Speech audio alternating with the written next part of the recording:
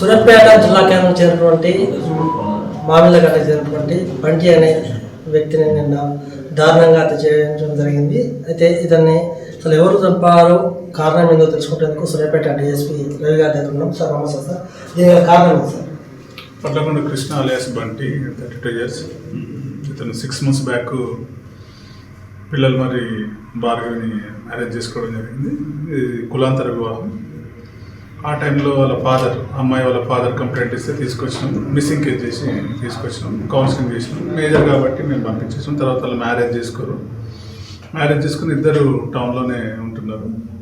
నిన్నటి రోజు మన పిల్లల మన చెరువు దగ్గర డెడ్ బాడీ పడింది. దాంట్లో వాళ్ళ ఫాదర్ డేవిడ్ కంప్లైంట్ ఇచ్చాడు. ఆ కంప్లైంట్లో ఈ నవీన్ వాళ్ళ బ్రదర్ వంశీ వాళ్ళ ఫాదర్ ఇంకొక బైరు మహేష్ అతని మీద కంప్లైంట్ ఇచ్చాడు. దాని మీద SC/ST మర్డర్ కేసు రిజిస్టర్ చేశాడు. సార్ పరువాచిగా చూడాలా లేకపోతే ఇతర కారణాలు చూడాలా సార్?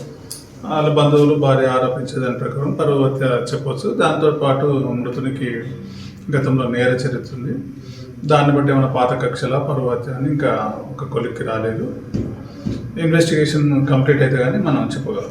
మృతునిపై ఎన్ని కేసులు ఉన్నాయి సార్ మా స్టేషన్ పరిధిలో?